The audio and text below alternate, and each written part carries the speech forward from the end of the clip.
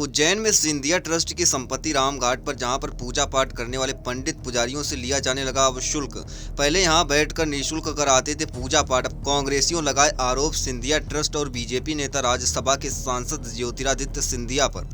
उज्जैन शहर के शिप्रा नदी के रामघाट पर सिंधिया ट्रस्ट की जमीन महल है हजारों वर्ष पुरानी, जहां पर शिप्रा नदी के घाट पर स्थित सिंधिया ट्रस्ट की संपत्ति पर बैठकर उज्जैन में निवास करने वाले पंडित पुजारी जहां पहले पूजा पाठ करवाते थे। बाहर से आने वाले यात्रियों को वहीं सिंधिया ट्रस्ट की जमीन में ही छोटा मोटा व्यापार व्यवसाय करके गुजर बसर करते थे। कुछ लोग पर अब इन पंडे पुजारी और सैन्य लोगों से सिंधिया ट्रस्ट के द्वारा शुल्क लेना शुरू हो चुका है, जिसकी रसीद भी दी जा रही है प्रतिदिन। वहीं सिंधिया ट्रस्ट के शुल्क लेने की प्रथा शुरू होने के बाद कांग्रेस के नेताओं ने कई प्रकार के आरोप लगाना शुरू कर दिए हैं। सिंधिया ट्रस्ट और राज्यसभा के सांसद ज्योतिरादित्य सिंधिया पर कांग्रेस के नेताओं का कहना है कि सिंधिया जी की ऐसी क्या आवश्यकता आन पड़ी कि पहले विधायकों को बेचा, अब पंडे पुजारियों से शुल्क लेना शुरू कर दिया है।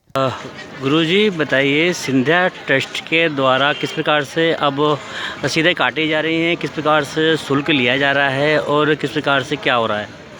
सिंधिया ट्रस्ट जो ज्योतिरादित्य सिंधिया जी हैं, उन्होंने तो कोई यहाँ ब्राह्मणों को रसीद काटने का प्रावधान नहीं बताया है, क्योंकि उनके पूर्वजों की भी ब्राह्मणों यहाँ पर सेवा और पूजा करते आ रहे हैं। लेकिन यहाँ पर कुछ कथित लोगों द्वारा गोपाल मंदिर की आड़ के अंदर यहाँ पर अवैध वसूली करते हैं और पंडे पुजारी से कोई 100 की, कोई 200 की, कोई 10 की, 20 की रसीद यहाँ पर रोज़ नित्य काटी जाती है। और यहाँ पर कोई रसीद की कोई सुविधा भी यहाँ पे दी नहीं जाती है। यहाँ पर हमें हमारे खर्चे से साफ़ सफाई वगैरह करवाते हैं। करीब कितने पंडे पुजारियों से जो है सिंधिया ट्रस्ट के नाम से पैसा लेना शुरू हो चुका है और क्या हो रहा है? यहाँ पर कम से कम 5-50 पंडितों जो बाढ़ के कारण यहाँ पर पूजन पाठ करते हैं, उनसे भी वसूली करी जाती है। नहीं, उनको रसीदें भी दी जा रही होंगी? रसीद भी दी जा रही है। मेरे पास सभी 50 रसीदें पड़ी हैं।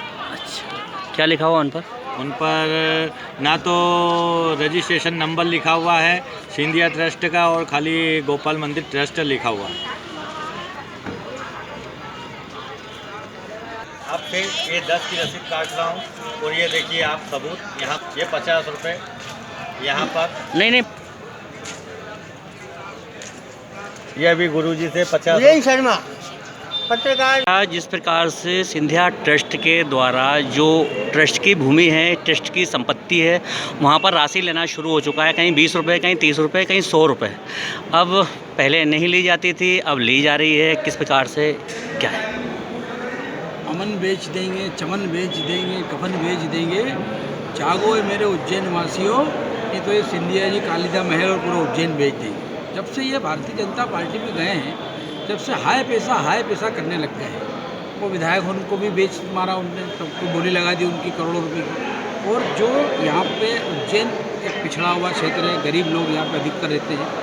50 साल जब से मैं देख रहा हूँ, जब से मेरा जन्म हो, जब से वहाँ आना जाना निःशुल्क, वहाँ पे किसी प्रकार का कोई शुल्क नहीं लिया जाता। और वो उज्जैन की एक धरोहर, एक अच्छी चीज़ है, तो उसमें किस बात का शुल्क ले रहे हो? उसको क्या संरक्षण करने की जरूरत है? क्या उज्जैन के जिला प्रशासन के पास या मध्य प्रदेश सरकार के पास इतने पैसे नहीं हैं कि वो पुरानी धरोहर को संरक्षित कर सके?